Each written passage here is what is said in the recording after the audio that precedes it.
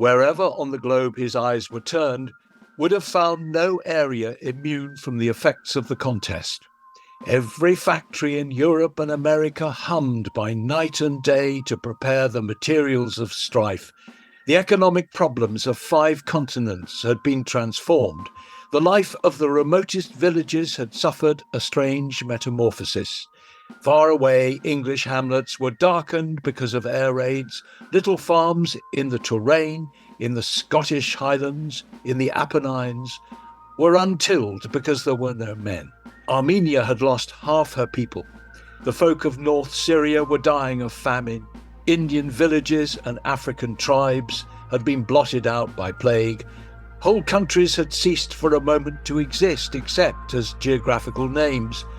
Such were but few of the consequences of the kindling of war in a world grown too expert in destruction, a world where all nations were part of each other.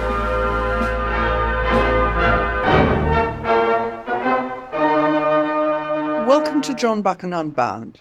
For this, our final episode in a mini-series on John Buchan and the First World War. I'm Ursula Buchan, John Buchan's granddaughter, and his latest biographer. We have started off with this striking retrospective view of the war from Buchan's own account of the conflict, A History of the Great War. The war had appeared in it, as he said later in his memoirs, Memory Hold the Door, as a gigantic cosmic drama embracing every quarter of the globe and the whole orbit of man's life. And in this final episode, we're going to explore Buchan's retrospective view of the First World War, contained in Memory Hold the Door. Hello there, I'm Michael Redley, a historian interested in Buchan and in his time.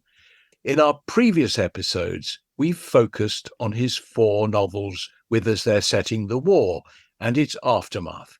The 39 Steps in 1914, Green Mantle in 1916, Mr. Standfast in 1917-18, and The 3 Hostages in 1923-4. We might have left it there, if nearly 20 years after the First World War and in the shadow of another, Buchan hadn't provided a remarkable summary of his experiences in the war and his thoughts about it. He had invested so much in the war, as we've seen, as both a novelist and a memorialist. So how did he come to look upon it in retrospect, the most important event of his lifetime, and its significance for his own generation and their children and grandchildren, including me? We'll be concentrating to start with on the background to the book, and then we'll consider Memory Hold the Door itself. But to give the context to the book, we'd better begin, hadn't we, with a brief account of Buchan's life after the Great War. Okay, I'll start. Through the success of his wartime novels, Buchan became an established and popular novelist. His success made him the envy of other writers, not surprisingly, but he was never part of a coterie, probably because he didn't entirely buy into the modernism that was sweeping the literary world in the 1920s.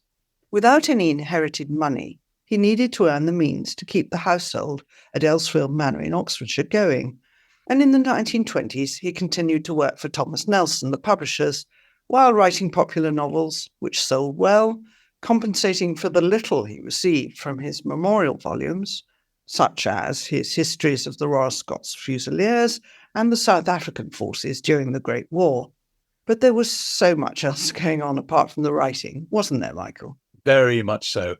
As a figure at the centre of wartime propaganda, Buchan's services were much in demand as a publicist and a promoter of good causes, the League of Nations Union, for example, and political education of the new mass democracy which came into existence after the First World War.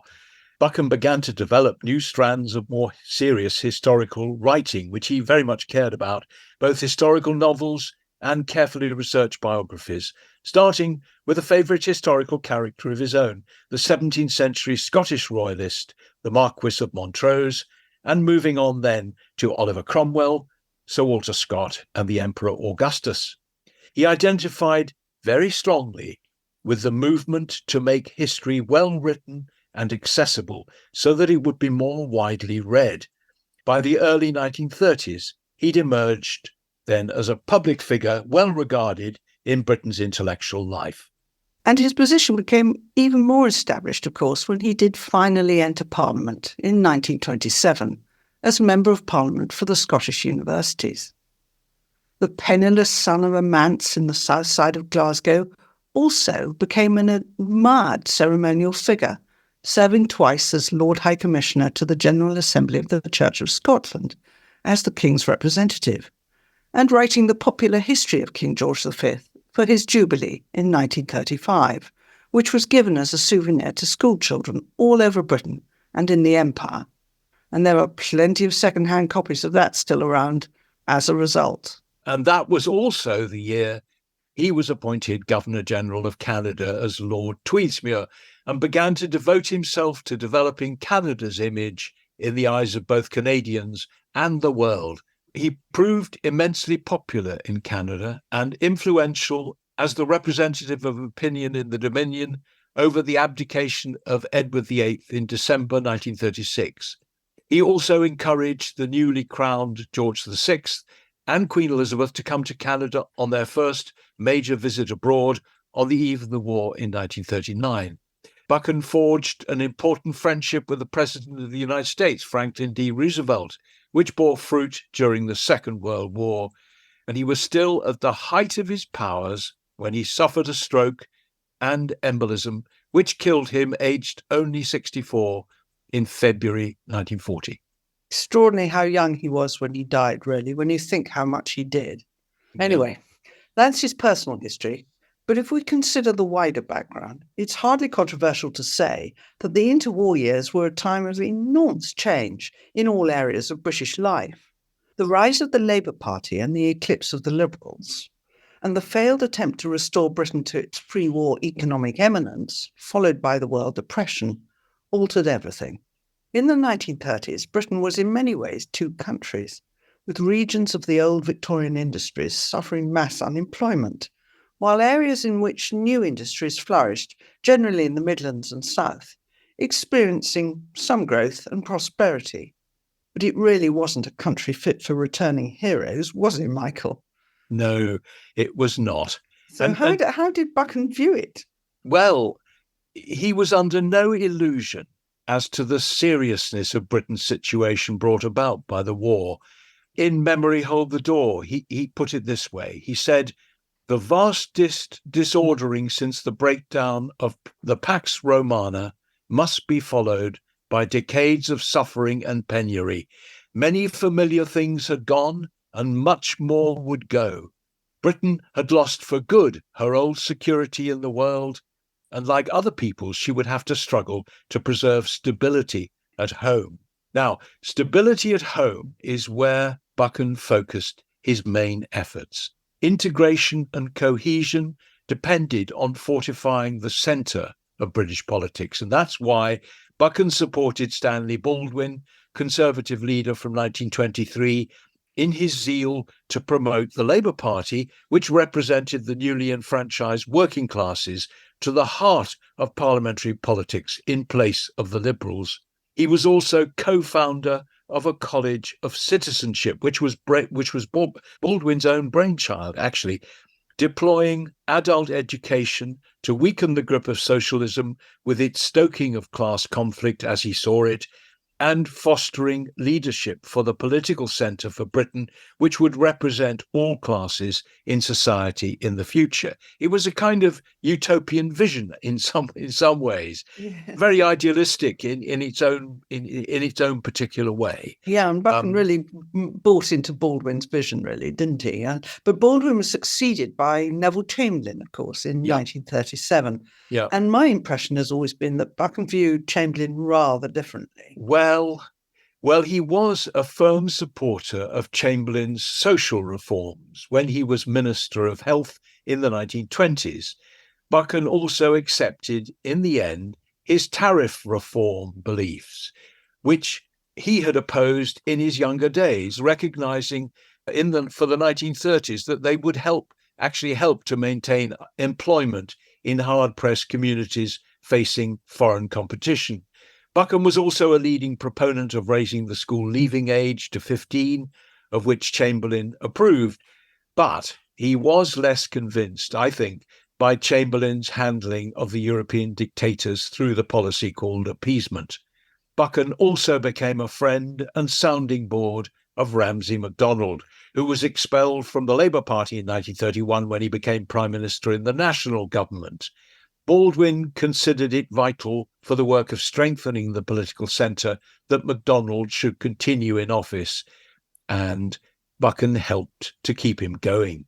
Yeah, they're very important. And it was an act of kindly charity, really, for MacDonald was rather a sad and isolated character in his later years, wasn't he? Well, I think as much. I mean, it certainly had a charitable purpose, but there was realpolitik behind it. I think it's fair to say. Yeah. These days, we think of the 1930s principally as the decade which saw the rise of fascism in Europe, although partly through the strength of centrism in Britain, it never put down effective roots here. No, and Buchan himself personally detested and feared the dictators. He said, didn't he? He said in Memory Hold the Door, I quote, "The gutters have exuded a poison which bids fair to infect the world." And what is more, Buchan had many Jewish friends, not least Leopold Amory, who had promoted the Jewish cause as colonial secretary in the 1920s. Yeah, and I think it's important to remember that Buchan spoke at Jewish rallies and fundraisers, and he drew attention to the plight of Jews in Germany from early in 1933 in Parliament, just after Hitler became Chancellor, and a time when little was being said publicly about the whole question of what was happening to Jews already in Germany. Very little was being said publicly in Britain about that. And his novel, A Prince of the Captivity, which was published in the same year, has been called the first popular British anti-Nazi novel. All this, I guess, makes it not surprising, really, that his name, Buchan's name, appeared on a 1938 Nazi blacklist. Yeah, and you know, if they'd invaded Britain, they'd have rounded him up. Apparently, it was because of what the Nazis called pro-Jewish activities.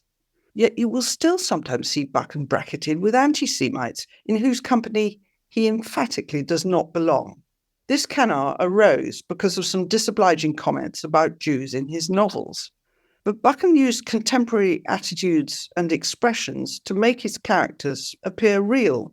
You wouldn't surely expect an accomplished propagandist to do anything else, but they were assumed attitudes rather than his own voice. And you do have to ask why so many prominent Jews, not least Chaim Weizmann, Israel's first president, would consider Buchan a good friend of the Jews if he wasn't. It really doesn't make any sense. Certainly hard to see it.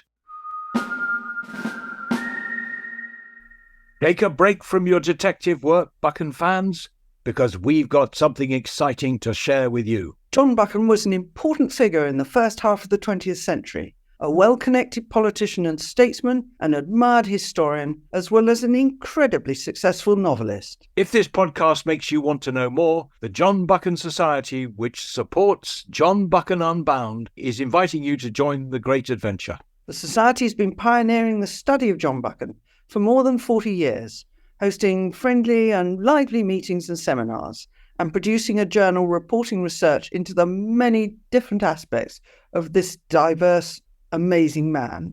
And if you happen to find yourself dramatically hanging out of a train and passing Peebles in Scotland, check out the John Buchan Story Museum, where you can find everything you would want to learn about the man and his books. So, to hear more about the Society and join in the adventure, visit www.johnbuchansociety.co.uk and become part of Buchan's story yourself.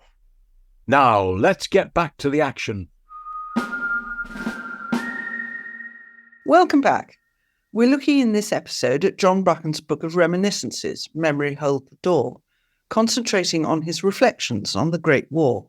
But it needs saying that the book is richly descriptive of Buchan's life and times in all its aspects, with dozens of insightful portraits of people he had known, which are still sometimes quoted in modern historical studies. Particularly his comments about Lord Milner, actually. They've appeared again and again in many different studies and in many different places. Oh, that's interesting. It's also an elegy for a world which was about to vaporize in the heat of another world war. As he put it, I realized that we were at the point of contact between a world vanishing and a world arriving, and that such a situation was apt to crush those who had to meet it.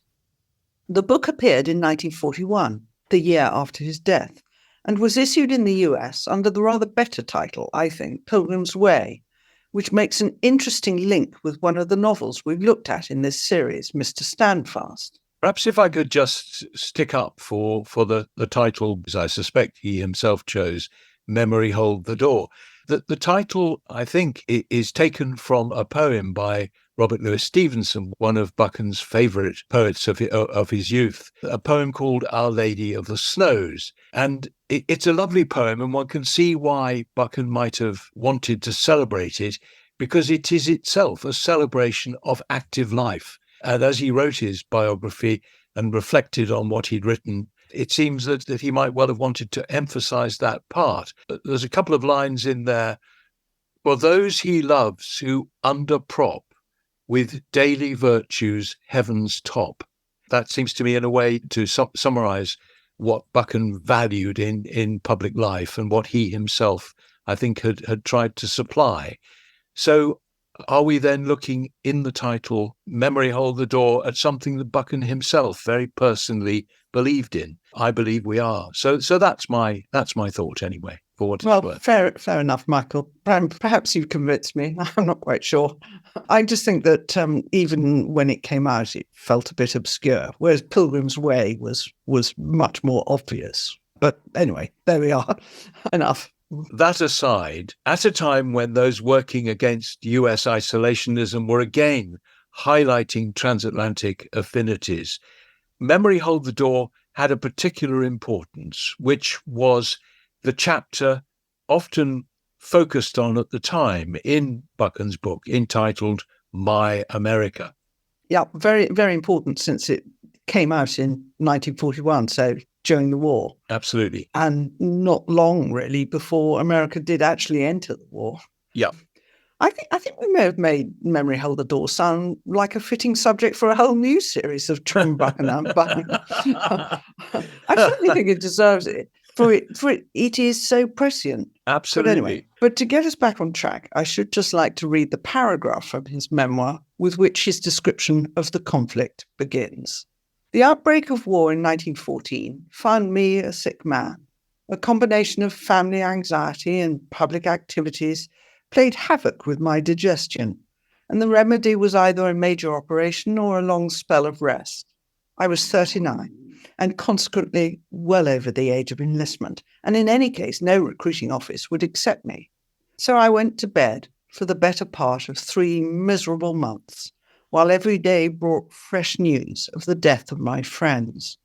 In the spring of 1915, I was convalescent and was able to act as Times correspondent at the front until after the Battle of Loos. Then I was annexed for a short time by the Foreign Office, and in 1916 I was at last commissioned as an officer in the Intelligence Corps and was in France until the early part of 1917, when I was recalled to a post under the War Cabinet. I obtained leave to have the necessary operation and thereafter was engaged in intelligence work until the armistice. This is frankly no more than a concise account of the ground we've already covered in our earlier episodes on Buchan's war work, isn't it? Yes, it is. And it is an interesting step-by-step account of the background we've sketched in the previous episodes. But notice that it says, and Buchan said almost nothing in his account of the war about what he actually did. There's really only a single elliptical sentence that it had consisted, I quote, largely in the study of the mind of other nations, unquote. And of course, he might have included his own nation, the study in the mind of his own nation. And this is as good a brief description, I think, as one would ever find of what propagandists do. They're experts in culture who must work within culture and through it. And from all this, he added that he had gained a new intellectual interest in the political and cultural history of different parts of the world, which he carried with him, of course, for the rest of his life. Yeah, he certainly did. He had a boundless curiosity, which is one reason why he was so popular with Canadians. But perhaps the main interest to be drawn from Buchan's chapter on the war in his memoirs is his particular reaction to the conflict. It isn't exactly what you might expect if you had the idea of him as a gung-ho, patriotic imperialist through and through, or indeed had only the Hannay novels, which we have looked at in this series, to go on. Right, yeah, absolutely. The chapter in Memory Hold the Door, concerned with the war, principally concerned with the war, is called Inter Arma, and it's a shortening of a dictum of Cicero's, Inter arma enim silentes legem, which translates as, in time of war, the law is silent. Buchan saw the war, always horrific, that had now pushed beyond civilization's boundaries. This is the picture he gives in the chapter. The loss of intimate friends and members of his own family was unbearable, but beyond that, he saw the subjection of the individual to a huge impersonal machine, intolerable pressure on vulnerable personalities, and on people in middle age who, as I quote, saw the shattering of the house of life they'd made for themselves and despaired of building another. That's the quotation from the book. And the particular horror of the Great War, as we saw from the passage at the beginning of this episode, was in Buchan's eyes the destructiveness of the weapons used in an interconnected world. Buchan ended his chapter on the war in Memory Hold the Door with a description of how, at the armistice, he had collapsed physically. Much of the good done by the stomach operation he had early in 1917 had been undone by the strains and stresses of the last year of the war. He was in his post at the Ministry of Information when the war ended, and he was made responsible for closing the ministry down after the politicians and the newspaper barons had all departed. Didn't he have to get rid of 5 tons of paper? I've never seen the figure put upon it, but there was certainly a massive destruction of all the records of the operation of the Department of Information and then the ministry that followed it. Yes, no doubt, much to the angst of later historians. Absolutely, who've gone into the archives hoping to find massive accounts of this side of the war and have found only a few files. I mean, almost nothing is there. It's extraordinary. Yeah, it really is, yeah. And it might be worth just adding that when the Second World War came around and the desire existed then to find out how the whole thing had been done in the First World War, civil servants were dispatched into the archives to find out and came back empty-handed. There was nothing to say. There was a blank sheet, and it all had to be reinvented all over again, as it were. Indeed, yes. Yeah. Anyway, the constant infighting of wartime Whitehall had undoubtedly taken its toll on him. Feeling Richard Hannay's intense craving for country life, which we noted in our episode on the 3 hostages, Buchan and his family moved away from London to Elsfield near Oxford and, quote, turned resolutely to private business. He began a programme of writing, which we also looked at earlier in the series, and he withdrew to what he described as an ivory tower, with a prospect over the interwar years based on the experience of the Great War. So, what had he learned? I think 3 things stand out, and the first was that victory had been won less by genius in the few than faithfulness in the many, as he put it. It had been the work of what he called, in Memory Hold the Door, the plain man. Buchan's admiration for the indomitability of ordinary people was real enough. In the trenches and on the home front, in the face of hardship and loss, the mass of people had shown good humour, loyalty and fortitude. And as Director of Information, who thought hard about morale issues, Buchan had reason to know. And for the huge task of post-war reconstruction which had to be faced, he felt, as he wrote Memory Hold the Door, that he could confide implicitly in the mass of my own people. And while many of his own class viewed with suspicion the mass democracy which came at the end of the First World War, Buchan welcomed it as a solid basis for the future. Yeah, which just shows how progressive he was, really. And a second lesson, I think, concerned the alignment of liberal democracy in opposition to autocracy, which emerged out of the war. Buchan's propaganda work had led him to a close study of both communism and Prussianism, and he'd spotted their essential connection, in common opposition, of course, to liberal democracy, long before most other people had. A number of his post-war novels, including Hunting Tower and A Prince of the Captivity, address the threat they posed from their respective position, as it were, from left and right. Yeah. In his memoirs, he observed that, and I quote, "Men, for the sake of security and order, were to barter their souls. Ironic atonement was made for feudalism and the centuries of privilege when proud nations fell into abject bondage to inflamed and loquacious peasants." This was a less than flattering reference to Hitler and Mussolini. Yes. But his understanding of the totalitarianism which had arisen out of the war made him a stalwart advocate against dictatorship as it began to threaten the stability of European politics in the 1930s. Yeah. But I think the final point then concerned literary modernism. Now, Buchan described in Memory Hold the Door how, at the end of the war, literary culture, the common property of all, had been appropriated, as he saw it, by a small clique of writers of poetry, history, and fiction, and used for their own purposes. It's one of the most vivid, in a way, parts of the book, I think, a chapter dealing with all this. He had in his sights T.S. Eliot, Lytton Strachey, and Virginia Woolf, who I believe, Ursula, perhaps you can confirm, had been a friend of the Buchans. Yes, she used to go and stay at Elsfield. Right, and also, I mean, he also had in his sights Bloomsbury's many lesser imitators. It has to be said, he had a certain respect, in a way, for Lytton Strachey and for Virginia Woolf. I think particularly as a literary critic. And James Joyce too, actually. It has to be said. Yes, yeah. But these people, these figures, were, as Buchan saw it, the clerisy of the modern day, and they had therefore responsibilities. Their duty was to exercise a positive influence on opinion. But instead, as he put it in Memory Hold the Door, they ran round their cages in vigorous pursuit of their tails. And Buchan acknowledged that war had brought to the surface horrors which intellectuals could not ignore.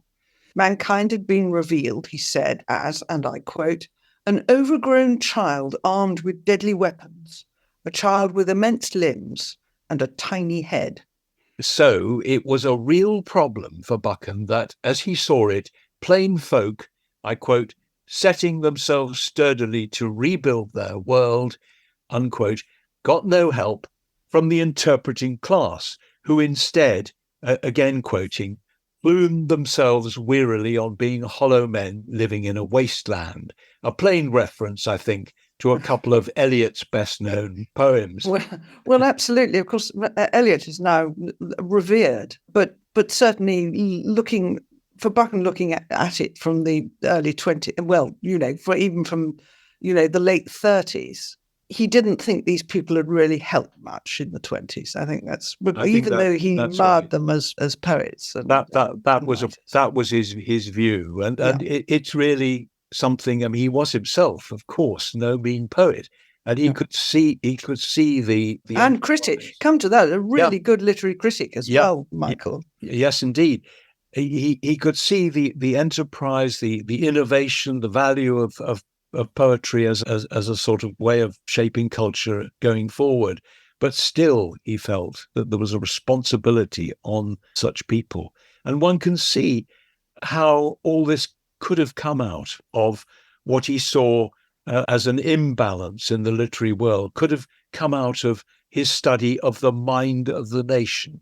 It's a kind of propagandist perspective in a way, this idea of literary people having a responsibility. And it's no doubt much too simple, I think, to suggest that his own massive literary output in fiction and history after the First World War was an attempt to correct this imbalance. But it certainly played some part, I think, in his thinking.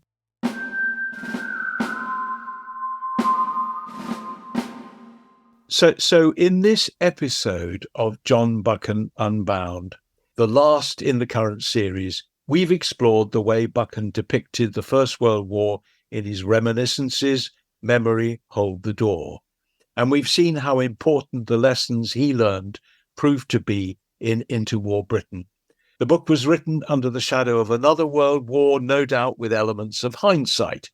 But I hope we've shown how his central beliefs were the direct consequence of his wartime experiences, which, of course, also informed the Hannay novels, which we covered in previous episodes. Well, now, sadly at last, we do have to wrap this up. So, what can we say in conclusion? One thing is clear. Memory Hold the Door seems to have had a considerable impact on the generation that had endured the First World War and had recently been plunged into the Second. For example, the American President John F. Kennedy included Pilgrim's Way on a shortlist of his own favourite books and quoted from it in his speeches. And King George VI also quoted it in his 1943 Christmas broadcast to the nation and the Empire, a signal compliment to his late representative in Canada. And the book went on selling well for years. There's such a lot of wisdom in it, both about the past and also in predicting the post-war world, which makes it still worth reading, I think, more than 80 years after its publication. John Buchan was a highly intelligent man with very broad sympathies, a fantastic way with words, a deep, if usually unspoken Christian faith, and a gritty courage in the face of illness, intrigues against him, and a rejection, in a way, of propaganda as a way of communicating politically, which of course had been his war work. But he knew that propaganda was vital once war had become an all-out struggle between nations, and the phrase munitions of the mind from the First World War may well have been his. And his Hannay novels, which we have reviewed in previous episodes, were all the more persuasive as propaganda because they were so skillfully written that readers didn't realise that they were being persuaded rather than simply entertained. Yeah. Generally, his efforts and that of his Department of Information were remarkably successful. Adolf Hitler in Mein Kampf complained that enemy propaganda in the Great War had been so much more successful than the German effort and had been deployed with amazing skill and brilliant calculation. What an accolade. Yeah, right. and you can see reasons why the Führer might have made this claim, not least because it diverted attention from the military defeat of Germany and also would justify the creation of, as happened, of the unscrupulous propaganda mechanism which supported his own regime when he came to power. Yeah. I doubt if Buchan relished the compliment. But it is an interesting curiosity that he was paid it. Well, we hope you've enjoyed getting to know more about John Buchan and the Great War through his works. This is what we've been focusing on over the episodes of this podcast. We've wanted to show you hidden sides to this fascinating man, and we hope we've succeeded. It's been a lot of fun for us, and we've learnt a great deal on the way as well. Yes, we certainly have. So, thank you to our producer, Will. And thanks again to the John Buchan Society. Will there be future episodes of John Buchan Unbound? We certainly hope so. There's so much to say about other aspects of John Buchan. But goodbye for now, and thank you so much for listening. Yes, goodbye for now.